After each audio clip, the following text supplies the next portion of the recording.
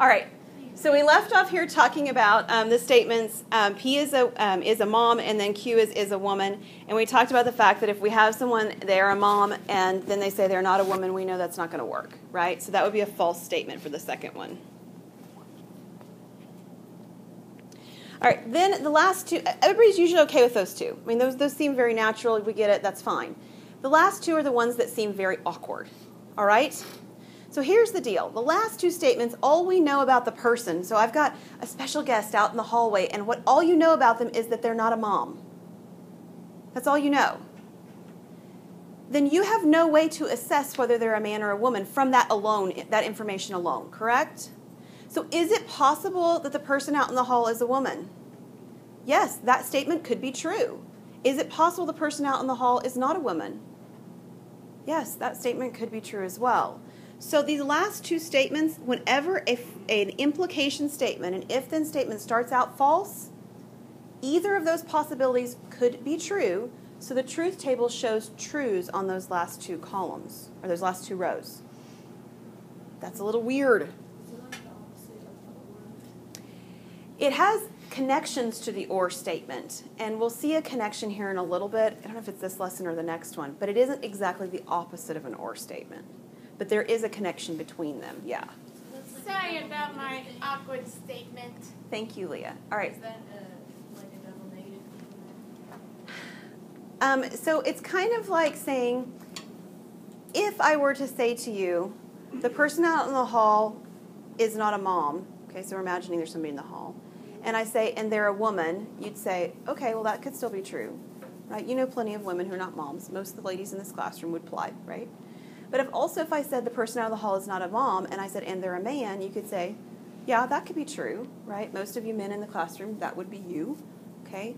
So either of those statements, you can't assess that they're wrong. You can't say, there's no way. That's a false statement. So by default, because the statement could be true, we're going to assume the best of the person telling you the person out in the hall is not a mom and they're a woman, and you're not going to say you're wrong, right? You're going to believe that what they're telling you is the truth. So we're going to assess that those statements are true. It's a little bit of a strange one. It's the strangest one of the truth tables, but that's the idea. Yeah? So on the second one, Uh-huh. I don't get why. So you have to like actually look at the statement itself and see if you think it would be true or not. No, it'll be in a truth table form, Right. or you'll be told that there's a true and a false, like in a truth value form. Let's keep going. I think your question will be answered. I think you'll see what you need to be able to do with it. Yeah. Okay, let's take a look then at finding truth values. So we talked about truth values last section, right? We talked about these as sort of one-line truth tables. And they're really handy because these are actually giving you what's true or false about the statements you're starting with.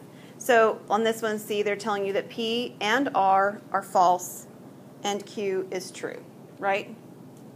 So that's giving you a lot of information. Now, this particular statement on number 5 does not involve P, Q, and R. It only involves P and R. So if I want to leave the Q out of the truth table, I could, because it's not going to be involved at all. I mean, it's not like there's a negation Q in there. There's just no Q at all. So I could create my truth table, my one-line truth table, so that it only included P and R.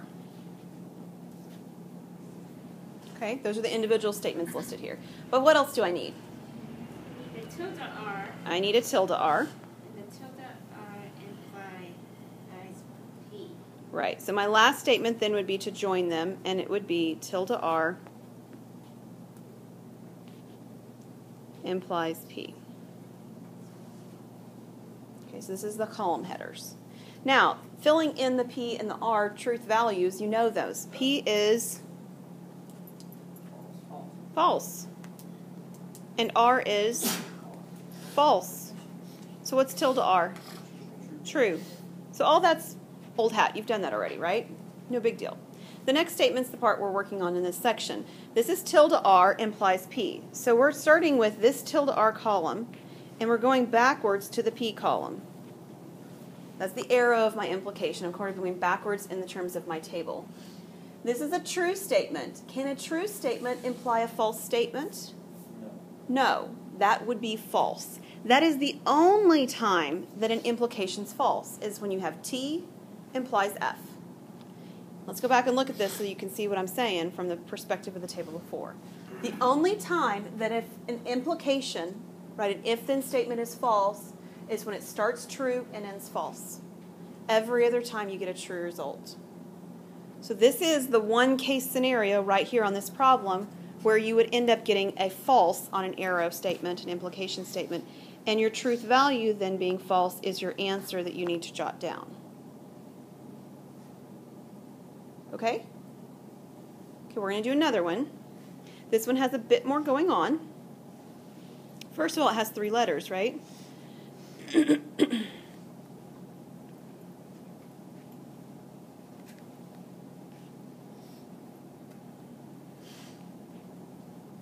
think that'll be enough. All right, so I've got P, I've got Q, I've got R. What else do I need? A tilde P. I can do that one. What else do I need? Sorry, P. And then Q and R. And then what? And then all together. And I'm actually going to do something, I haven't done it yet because we haven't had one that's sort of caused as much writing. But this is the first statement, and this is the second statement that would occur in the tilde P, arrow, Q, and R. So there's a couple of ways you can kind of keep track of this. If you want to write these all out like this, you can, and that's fine. But there will probably come a point on one of these where the writing will become very lengthy, and you're not going to want to keep writing. You may run out of space on your paper if you do. So a shorthand way that I will sometimes do these is to label my columns so that I can sort of cut down on some of the writing. And so I want to just show you that you can do that too. This one it wasn't crucial for, but I'm going to be using it later, so I might as well show you now.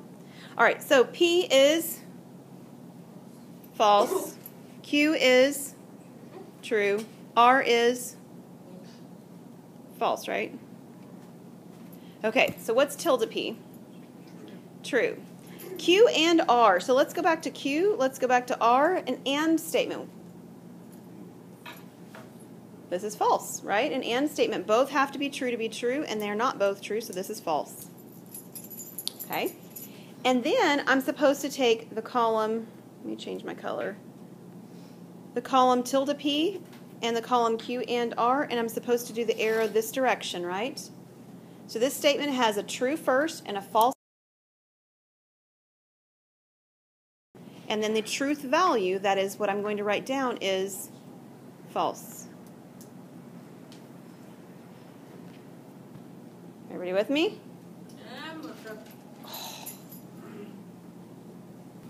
All right, so I think we've got it showing up everywhere now. Is this okay? Any questions at this point? All right. We're going to take a look at some truth tables again here in a minute.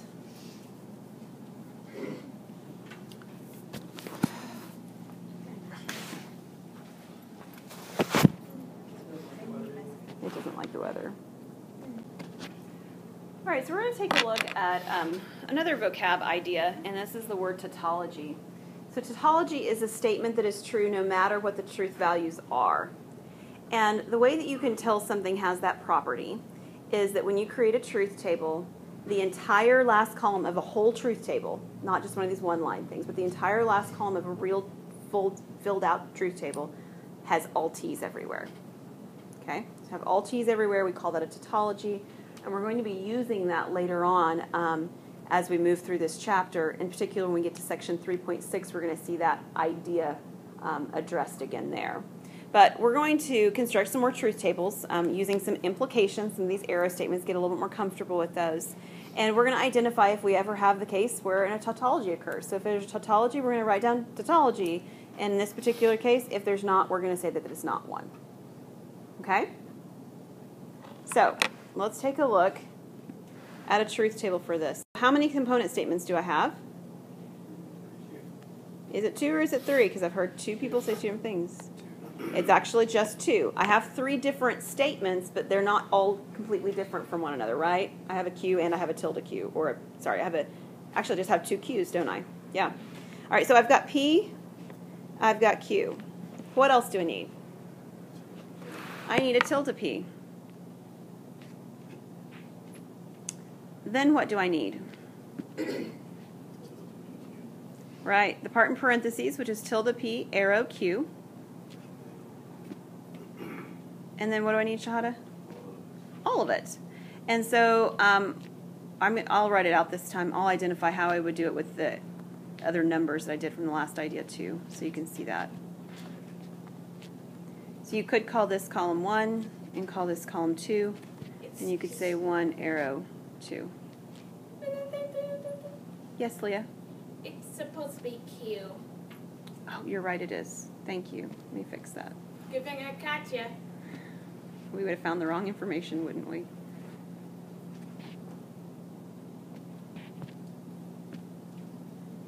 All right. Does that look okay now? Mm-hmm. Okay. Much better. All right, so what goes in the P column? True, true, false, false. What goes in the Q column? True, false, true, false. Nobody's going to miss that on any test, right? No, because it's always the same. How about tilde P? Good. False, false, true, true. And now I need to take column tilde P and go backwards to column Q. So I need to go like this. So we're going to be thinking backwards in terms of how the table is set up. But I've got false here. And if false to true is true, it's one of the weird ones, right? And I've got a false to false, which is also true. Anytime an implication starts out false, the result of the whole thing is true. Then I have on the third row, true, backwards to true. Rub back. And then two. Okay, so we're on the third line. We're at true, and we're going backwards over here to the other true statement. So that statement's result will be true. And this last one is actually the only one that would be false, right? Because it starts out true, and the result is false. Okay, so this is my one that ends up being false in this particular table. Right, sorry. I have to write it to the side the way things are set up on the iPad. Okay. Last one then, we have an implication, but it's going between the column we just created and going backwards to where the column is on column Q, which is labeled number 2 right now. So I've got a true statement here, resulting in a true statement here, which is true. And then I've got a true statement here, resulting in a false statement here, which is false. So the first one's true, the second one's false. The third one is a true statement, resulting in a true statement, which is true. And then I have a false statement, resulting in a false statement, which is true. So both trues at the bottom. So is this a tautology? No. This is not a tautology. We were awfully close, but we have one false statement in that last column, so it is not a tautology. Do you have to write that if it says identifying tautology? Only if it says identify any tautologies, yes, you need to say it's not or it is. That way I know that you've actually considered the question. It's the only way I know to have you make sure you've considered the question. All right, our next truth table is a long one because it has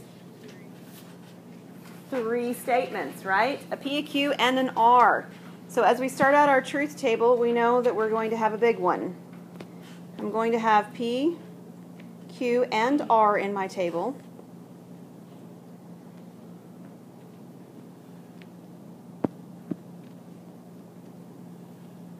What else do I need? Tilde Q. Great. Then what? The stuff in the parentheses. So I've got P and tilde Q.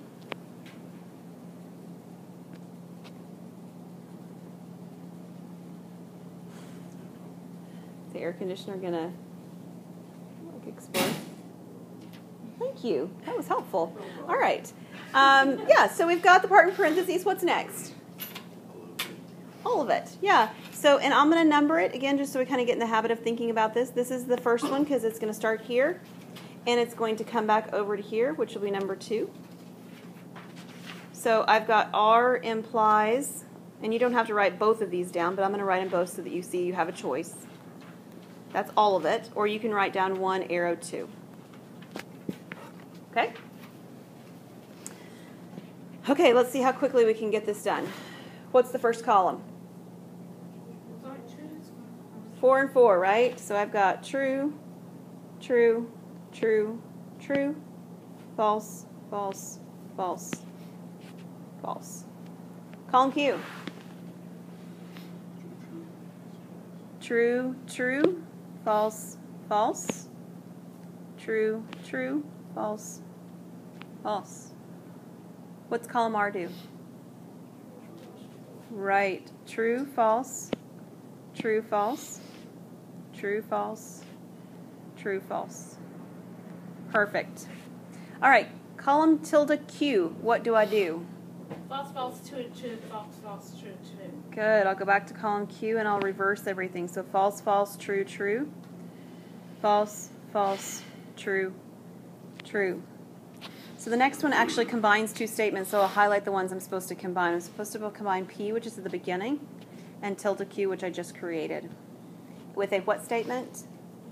And. When is an and statement true? When they're both true.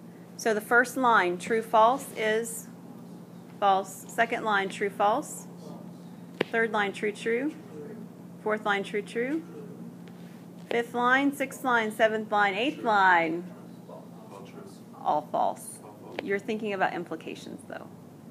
And statements. They both have to be true to be true. And all the statements in column P are false on the last 5, so these are all false. But you're about to get to use that thinking here in a second. Okay? So we're going to use column R, and we're going to go over here to the column we just created, and now these are the arrow statements. Okay, this is the if-then. So in an if-then statement, a true statement's true. What else is true? False true. A false true and a false false. So if we see any of those, the result is going to be true. So at the beginning, I have true false, which is false, which tells me already this is not a tautology, right? Second statement, false false. That's true. How about true true? That's true. Another false true. That's true. True false. That one's false. False false. True false. And last one, false false. True. And then we're going to identify that this is not a tautology.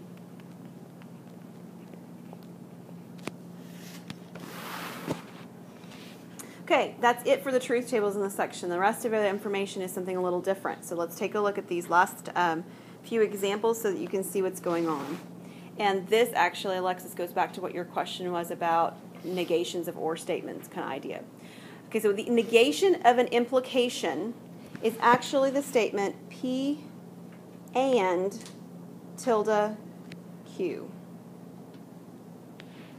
So, you know what, let me do this. Try it again.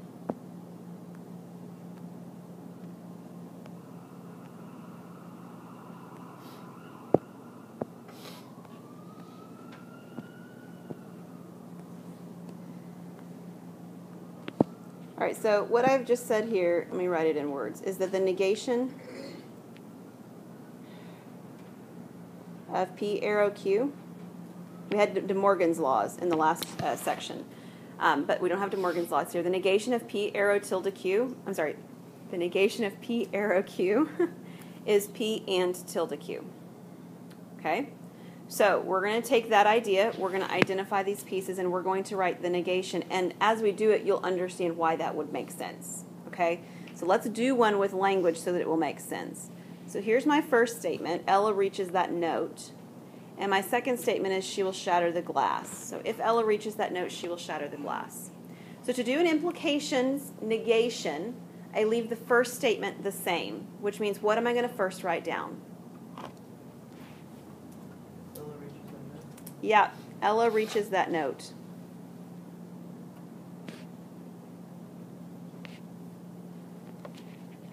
What word am I going to write next? But Not but. and, right?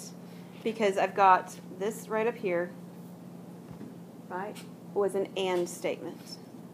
So I need to write the word and.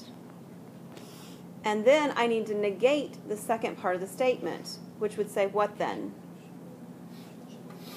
She does not. Or she will not. You could say will not, and that would be okay too. Oh, I got sidetracked there. She does not shatter the glass. And will not would be fine too. That would work in terms of what this is describing. So that's the opposite of that statement, right? I mean, you look at that and you say, well, yeah, if the statement said, if she reaches a note and she will shatter the glass, then she will shatter the glass, then the opposite of that happening is she does reach that note and the glass remains intact, right? And that's what this is saying here. Okay, so that's a negation statement.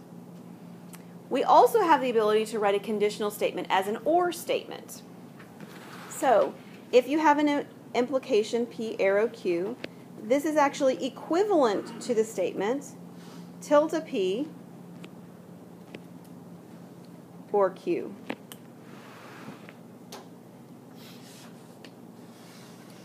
And we're going to do that same idea that we did on the last slide on this slide. Write the statement as an equivalent statement without the if-then connective. So this if-then connective says, if she doesn't, he will. All right, so this is what happens when I say, if you don't give the kids a bath, I will. One way or another, kids are going to get a bath. Okay? If you don't, I will.